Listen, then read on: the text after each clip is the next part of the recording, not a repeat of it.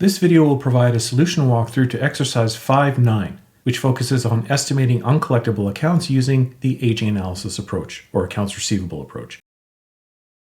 Here's the data for our problem. Serious Space Inc., prior to adjusting journal entries, had reported the following account balances on its trial balance at December 31st, 2025. So accounts receivable had a balance of $350,000, allowance for doubtful accounts, or AFDA, $4,100. Sales, all on credit, were $2.6 million, and sales discounts were $21,000. During 2026, credit sales were $2.95 million, and discounts taken were $26,200. Accounts receivable collected were $2.898 million, and accounts receivable written off during the year were $5,700. The company records sales discounts using the gross method. In addition, the company uses an aging analysis to estimate uncollectible accounts receivables, as shown below. There are three requirements for this question. First is to prepare adjusting entries at December 31st, 2025 to record the estimate of uncollectible receivables. The second requirement is to do the same for December 31st, 2026. And the third requirement is to have a conversation and comment on the change in the allowance for doubtful accounts between 2025 and 2026 and see what conclusions we can draw from these observations. So let's start requirement A by pulling only the information that's necessary from the aging analysis for all of the receivables from 0 to 30 days, 31 to 60, 61 to 90, and greater than 90 days. In order to determine the required allowance using this method, we simply take each aging category and multiply by the expected percentage of uncollectibles. So for 0 to 30 days, 216,000 times 1% is 2,160. For the 31 to 60 day category, 78,000 in receivables times 8% expected uncollected is 6,240. For 61 to 90 days, the balance in accounts receivable is 37,000, and we multiply by 22% expected uncollectible rate to give us 8,140. And for the greater than 90 days, balance of 19,000, the company expects 60% to be uncollectible, which is a total of 11,400. Then we simply add those numbers up, and this gives us the total allowance required of $27,940. Now, when using this method, the best approach to take is to set up a T account for the allowance and put our numbers in. So we have a beginning balance before adjustment from the data on December 31st, 2025 of $4,100. We'll put that in as a credit balance on the right side. One thing to be careful with here is sometimes it's possible to have unadjusted balances in the allowance for doubtful accounts that is a debit balance. You just want to make sure you read very carefully in the question what you've got. Then, based on the aging we just calculated, we know the ending balance in the allowance needs to be $27,940. This means that the estimated bad debt expense is the difference between the beginning and ending balances in this account, or simply the number necessary to go from a beginning balance of $4,100 to an ending balance of $27,940. This means we need an adjustment to bad debt expense of $23,840.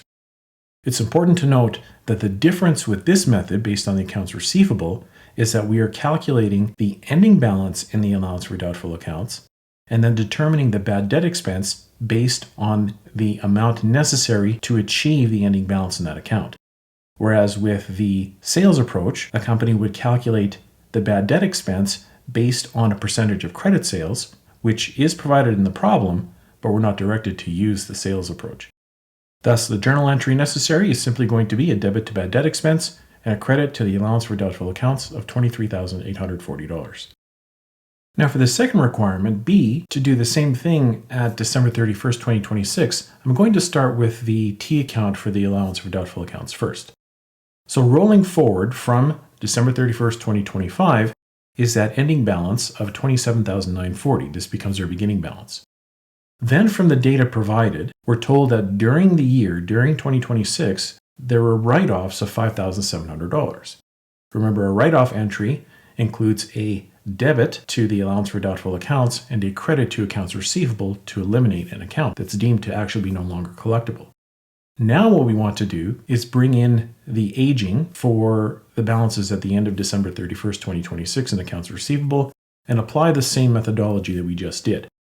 I'll show the answer here, but you should take a moment to pause the video and confirm that you arrive at a total allowance requirement of $48,610 by taking the balances in each of the individual aging categories and multiplying by their respective expected percentage uncollectible amounts. As a result, we need an ending balance in our AFDA of $48,610, which means an adjustment necessary to achieve that ending balance of $26,370. We can calculate that by taking the ending balance of $48,610, adding back the $5,700 write-off, and then subtracting the beginning balance of $27,940. You should always take a moment to double check your work by recalculating the ending balance in the account from the very beginning. So $27,940 beginning balance minus $5,700 in write-offs plus $26,370 as the estimated bad debt expense should equal $48,610. And our journal entry is going to be a debit to bad debt expense with a corresponding credit to the AFDA account. And then the final requirement for this question is to comment on the changes in what we see in the allowance for doubtful accounts and what conclusions we can draw from that. Well, the first thing is the age listing indicates an increase in older receivables, particularly in the over 90 days category. Specifically, the over 90-day balance went from $19,000 in 2025 to $52,300 at the end of 2026, and that's a problem. This results in increasing bad debt expense in 2026 because customers appear to be taking longer to pay their accounts. Now, although the increase in receivables is consistent with sales, as you increase your sales, you would also expect a larger amount of potentially uncollectible accounts or potential bad debts. However, the company really should focus on determining why customers are taking longer to pay. Is it because of a change in the credit granting procedures or process, downturn in the economy? Have collection procedures relaxed or become less effective? Did an employee in the accounts receivable department leave? Or there may be other reasons. This is all a concern because an increase in older receivables could lead to future working capital problems, and therefore, the company needs to find solutions to encourage faster payments. And that's it. We're done with this problem.